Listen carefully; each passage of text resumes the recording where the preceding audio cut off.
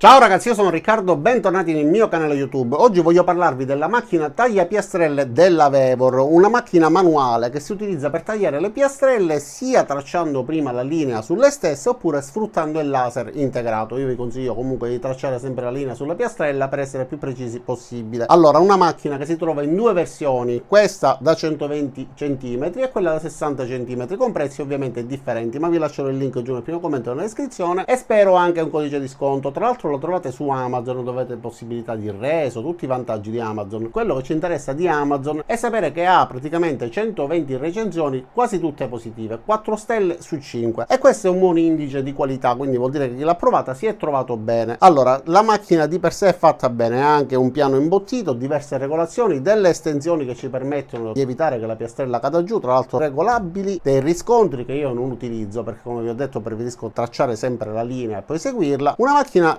effettivamente che funziona bene. Io finora ho utilizzato quella della Parkside, ora ho provato questa, effettivamente la differenza c'è, è abissale. Tra l'altro quella della Parkside è piccola, l'ho utilizzata per piastrellare tutta la mia cucina, ho pubblicato pure qualche post durante la fase di piastrellatura delle piastrelle da 120 cm x 40. Se avessi avuto questa avrei lavorato meglio, però sono piastrelle da 12 mm, quindi effettivamente insomma la piccolina ha faticato un poco, però ha fatto il suo lavoro. Questa invece con un solo passaggio permette di tagliare ed è indicata per tutti quei lavori che uno vuole fare in autonomia, perché magari sono dei lavori semplici e in grado di eseguire un lavoro del genere. Io per esempio sono soddisfattissimo della mia cucina, ho risparmiato tantissimo, mi sono fatto il mio lavoro per i fatti miei. Ma va benissimo pure per i professionisti che vogliono un macchinario di dimensioni abbondanti che non costi un occhio della testa e che permette di ottenere dei buoni risultati. Poi ovviamente sta a voi, guardando il video, capire se la macchina è all'altezza oppure no, perché io non sono un professionista, ho fatto diversi lavori con le piastrelle, ma da hobbista mi accontento. Il professionista possibilmente ha esigenze un pochettino più particolari e quindi guardando questo prodotto può rendersi conto se va bene oppure no. Per questo motivo vi lascerò il link, così guardate anche le recensioni di chi l'ha acquistato e vi fate un'idea ancora più approfondita. Io mi limiterò a farvi vedere il funzionamento e insomma spiegarvi le varie caratteristiche. Quindi cambiamo inquadratura e vediamola al lavoro. E allora diamo quindi un'occhiata a tutta la struttura. Questa è l'impugnatura della leva che poi ci permette di eseguire il taglio, nella quale troviamo pure la rotellina che si occuperà del taglio stesso della piastrella. Ora vi farò un'inquadratura un po' più dettagliata. Questa è l'impugnatura gommata, quindi una bella manopola ergonomica. Nella parte frontale troviamo tutte le varie viterie eccetera per le regolazioni, ma troviamo anche questi pomelli che ci permettono di fare scorrere questo riscontro a destra e a sinistra, al quale troviamo attaccato quest'altro riscontro che ci permette di cambiare angolazione. Abbiamo pure una freccetta che ci indica i gradi. Non sono molto fiducioso che rispetti perfettamente l'angolazione, anche perché è molto flessibile, però ci serve, diciamo, come riscontro, un piccolo aiuto. Come vi ho detto poco fa, si traccia il segno sulla piastrella e poi si segue per poterlo tagliare. Comunque troviamo pure in dotazione di ricambio una rotella, troviamo pure un perno, quindi si può sostituire facilmente nel caso in cui si usuri con il tempo, e questo è un tastino che ci serve per attivare il laser, che tra l'altro è molto preciso, perché se osservate la rotella che si occupa del taglio viene colpita esattamente dal laser per tutta la sua lunghezza, quindi anche se lo faccio scorrere fino in fondo rimane sempre centrato sulla rotella e quindi possiamo capire che effettivamente è centrato perfettamente. Il piano d'appoggio è morbido, quindi si tratta di un tessuto che riveste forse una sorta di gomma piuma, quindi mi piace perché la piastrella comunque non riceve urti quando viene poggiata, ed è abbastanza lungo. Poi abbiamo anche questa guida ovviamente sulla quale scorre tutto il sistema per poter tagliare, e abbiamo anche questi braccetti per poter poggiare la piastrella, perché ovviamente se è più grande dopo il taglio la parte che sporge casca giù, ed è una cosa purtroppo che con il modello piccolo della Parkside mi è successo più volte. Ho dovuto mettere dei pezzi di legno, ho dovuto mettere gli scarti di piastrella per farle stare dritte. Invece così non abbiamo nessun problema, perché rimane in posizione, la parte tagliata ovviamente rimane poggiata.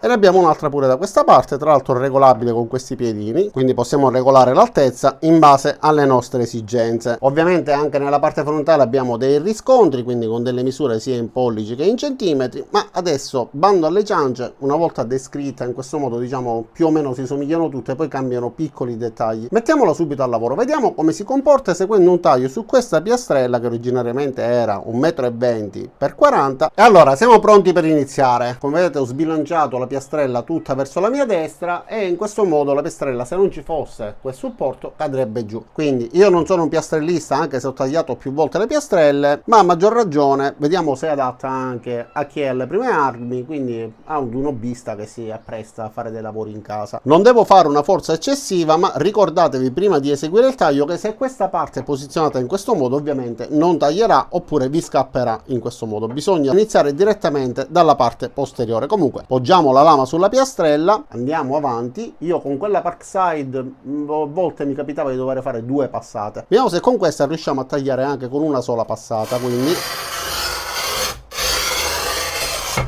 arriviamo alla fine e adesso diamo un colpetto verso giù.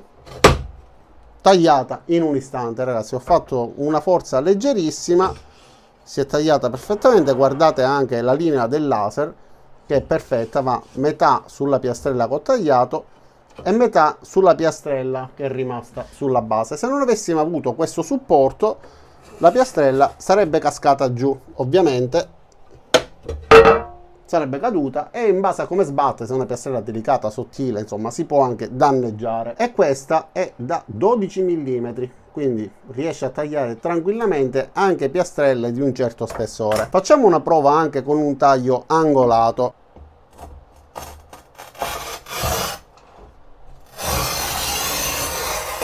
C'è questa gomma, serve per dare lo spessore per poi poter dare il colpo e far piegare la piastrella in due.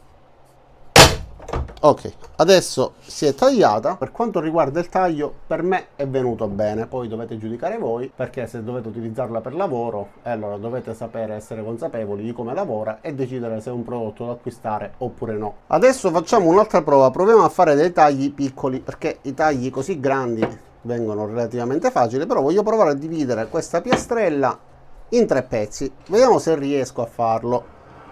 Allora, dipende sempre dall'abilità di chi esegue il taglio, ovviamente, anche se il macchinario fosse ottimo, se chi fa il taglio non è in gamba, ovviamente potrebbe non riuscire. Allora, facciamo quindi questa prova.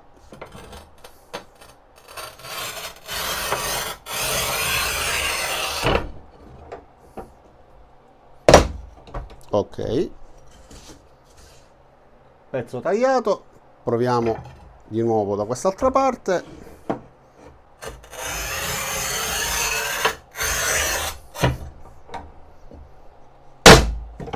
Ok, qua l'ho rotta perché c'è questo gradino, quindi la forza per poter tagliare non si deve dare così indietro, ma si deve dare nell'estremità, altrimenti ovviamente troverà l'incavatura e si spezzeranno. Però la piastrella si è tagliata, la macchina funziona perfettamente. Proviamo ancora a fare una cosa un pochettino più estrema. Voglio provare a dividere in 2 ulteriormente quest'altro pezzo, quindi lo metto qua, vediamo se mi riesce.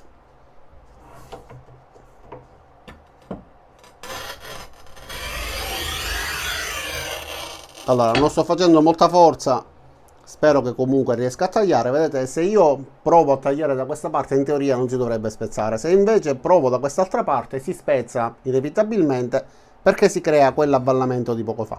Quindi proviamo direttamente a premere e si è tagliata. Allora, la piastrella si è tagliata perfettamente, anche con questi pezzettini così piccoli, però voglio farvi vedere che se io faccio forza come ho fatto poco fa più indietro, inevitabilmente si spezza, quindi la forza va fatta qua.